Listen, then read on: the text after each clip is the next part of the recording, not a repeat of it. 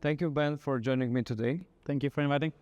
Let's begin with your background. How did you get started in crypto industry, and why BNBChain innovation? So my personal story in this industry, I would say, as a retail participant and interest, basically began in 2017, 18, I would say, where I just saw that many smart people are actually being focused on this technological thing, which I didn't understand at that point.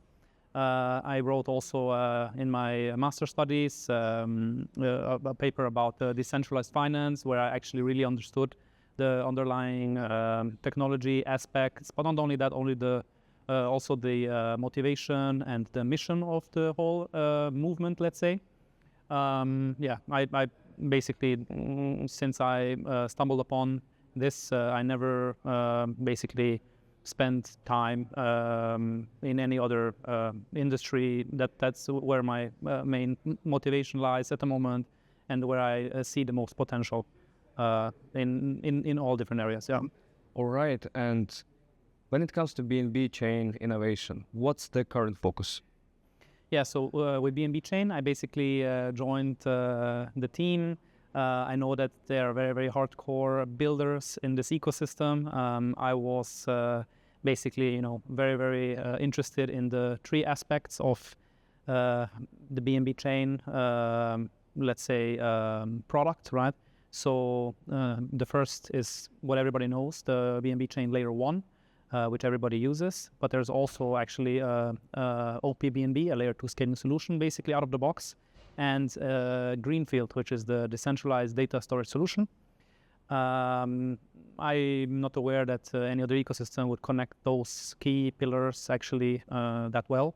It has a huge community. The main pillars that we are basically paying attention to and trying to really build out the infrastructure would be, I would say, stable coins for, obviously day-to-day transactions, and also yield generation, also AI, which we are increasingly focused on, and also RWA, which is, let's say, some area where I find myself most in, and which I feel that I have the best understanding of, especially because there is a lot of institutional interest at the moment. I believe this institutional interest is only going to increase. And you also saw the announcements from the tokenization platforms, which are basically live now on BNBChain with top tier products when it comes to compliance, safety, and just basically giving the option to users to participate in the financial system, in the traditional financial system, in a way which would previously be a bit more difficult if you are, for example, outside of the US, right?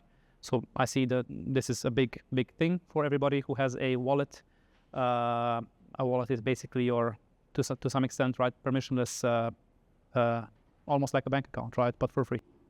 What are the most underestimated developments in the field? So at the moment, I would say the biggest focus that we're spending time on is this RWA space.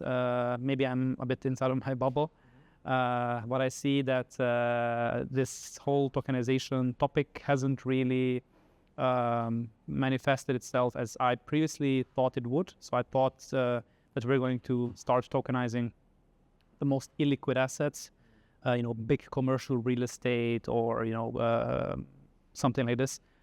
But actually, what we did and what we see where the most market demands actually comes from is actually this institutional space, top-down innovation, let's say.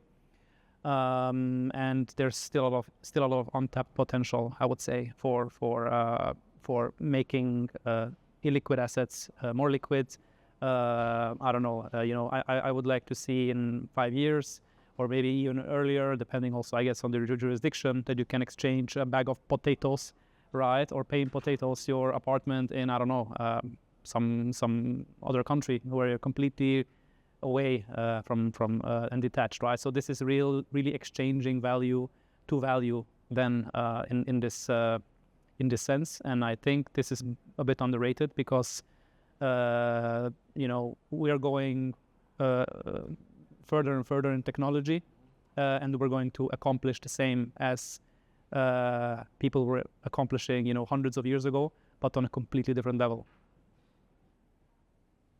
I must ask you about the counterintuitive insights that you may have that people don't really get to learn fast in the field. I'm sure that there are a lot of people who are new to this would love to hear. Yeah. I mean, it's very difficult to say, right? It also depends on everybody personally, what he or she believes in. I think you should, have skin in the game in the things that you actually understand, and potentially try to resist when there's where you feel a bit of like a rush of buying the next big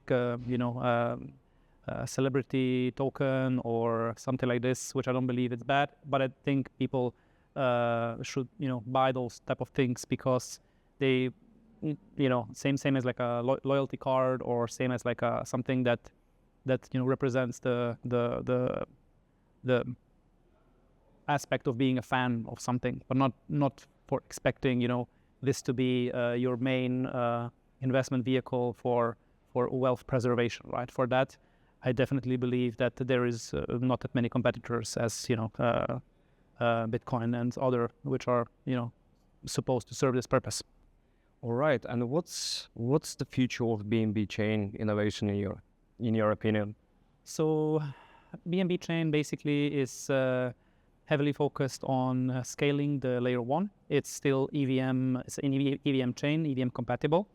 There are some limitations with the EVM stack. It's very, it's a bit more difficult to scale than, for example, Rust-based systems. But I know that we're definitely focused on scaling the L1.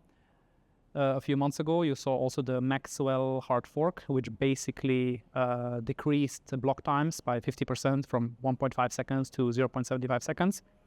And actual finality of transactions on BNBChain is actually very, very fast. It's about 2 seconds, and it's going to be dropped to less than a second. If you compare this to other even faster blockchains with higher transactions per second, right? The finality of transactions, where you actually have custody of the sent asset, is one of the shortest in the whole industry. Right.